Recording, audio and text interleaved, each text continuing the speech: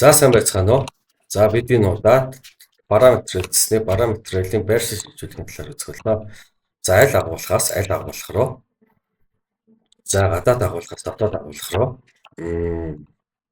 Орос өндөг тоо хэмжээ 50 ширхгийг нэмэх. Ондаа за нэг 10 ширхгийг нэмэх. За ингээд шилжүүлэх. За хөрөнгөний шилжүүлгийг хийж гүйцэтгэлээ.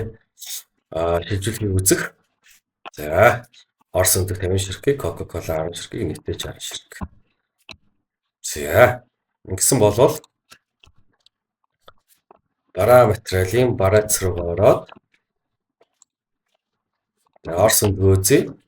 Орос өндөгөө гүйлгээ.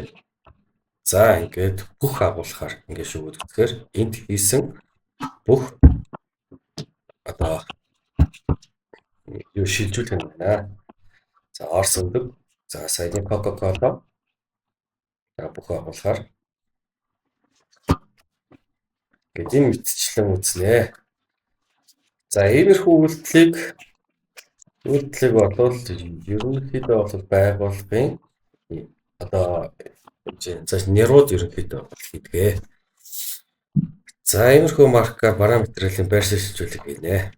Анхаарал хандуулсан явдал байна.